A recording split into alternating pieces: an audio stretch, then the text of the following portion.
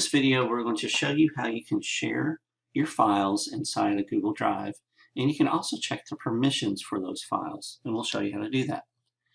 So for example, I have my Google Drive open right here, and I have several files. I'm going to look at this video folder that I have here.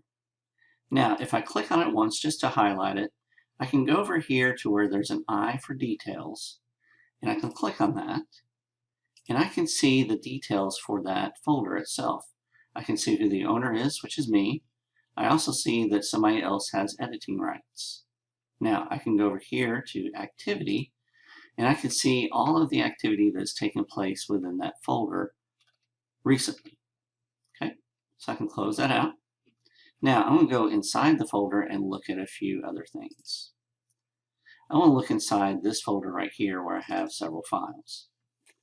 Now, this right here is a Google Doc, and so I can click on it, and I can go over here to the I, and I can see who has permissions for it, and also gives me a nice preview for the doc. I can see I'm the owner. I see that one person has editing rights, another person has editing rights, then another person has viewing rights. And I can also see that a link is on so that anyone with this link that's in Fayette County Public Schools can see it. Now, this information is also here if I do a right click on the file and I go to share. I can see the same people that have the rights to it, and it tells me what rights they have here. I can change those rights easily by clicking on the drop down, and I can make this person an editor instead of a viewer. Okay. Also, I can go right here and I can give temporary access to that person.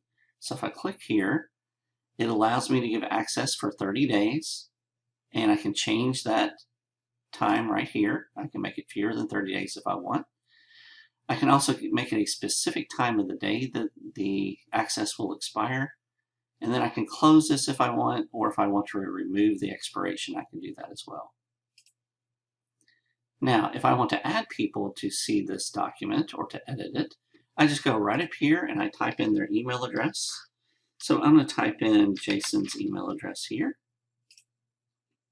And if I click on notification, he will receive a notification that I have shared something with him.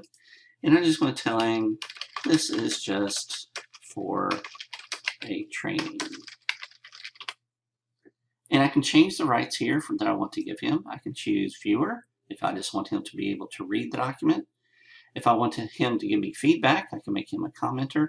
Or if I want him to have access to change everything inside the document, then I can give him editing rights. So I can go right here to send, and as soon as I do that, then he will get an email that lets him know that I've shared that out with him. And now he is in the list of people that have editing rights to the document. Now over here at the bottom, let's talk about a link. A link is a great way to include lots of people to have access to your document, whether that be editing rights or viewing rights. And you can change that right here. So right now, it says that Fayette County Public Schools, anyone in this group with this link can view it. So they would have to have the link address, and they'd have to be logged into Fayette County Public Schools. Now I can change that right here.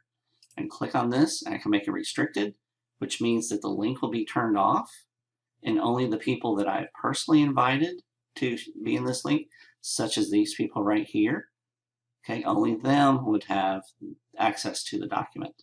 That would be restricted. Here, they have to be logged into Fayette County Public Schools, so it could be a student or a staff member in this case. They just have to have that Fayette County address. And that is my domain, so if you have a different domain that works for you, then anyone with the link would be anybody in the world that I just copy this link and send it out, and they would be able to view it. Now, why would you want to do that? Well, if you're building like a Google website and you have a document embedded or a slide deck embedded, you want to make sure that this is changed to anyone with a link so that people outside your domain can see it. So that means anybody in the world if you're sharing your website out that way. Now, there are some cases where you may want to just do anyone with a link and make them an editor, specifically if you're giving a presentation and everybody is going to be creating their own slide deck or putting their own information inside the slide deck. That would make a lot of sense to do that. So just think about the document and how you want it shared out, and it will make sense which choices you make. Just be sure to make the correct choice and to toggle between the choices that you have. So in this case, I'm going to leave it to Fayette County Public Schools, and I'm going to click on Done. And then if I go back and I look at my share rights again, I just want to double check that everything is correct before I move on to the next item. And that is how you change the permissions of a Google file.